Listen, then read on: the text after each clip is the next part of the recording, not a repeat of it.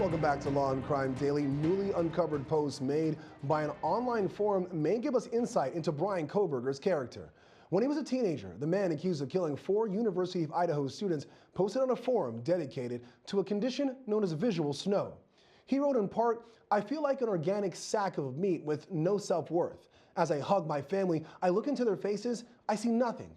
It is like I am looking at a video game, but less." Visual snow syndrome is a disorder where someone sees static.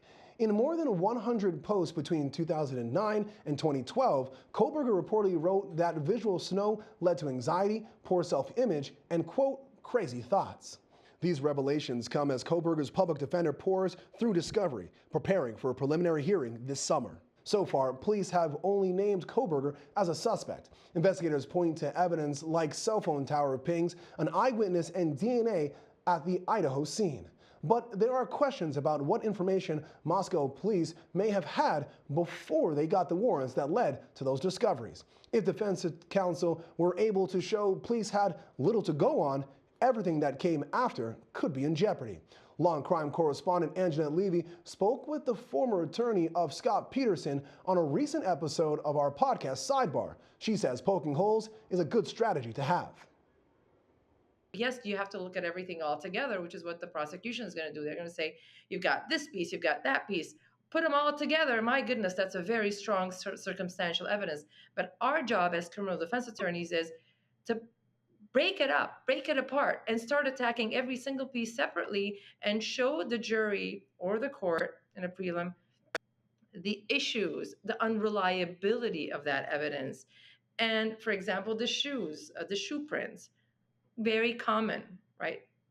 Bushy eyebrows. My goodness, that's pretty common. If you ask me, most men are going to fall under that category. How do you narrow down the group of suspects if you're saying bushy eyebrows? That's not enough to identify and ID anyone. So yes, there are some issues here. Tara, we know that insanity is not a defense to murder in Idaho, but do you think that Kohberger may try to claim that his visual disorder somehow impaired his reasoning? Well, if I were his defense attorney, I would definitely try to claim that. I don't think it's going to prevail, though. I mean, you're right. In Idaho, you absolutely don't have the insanity defense.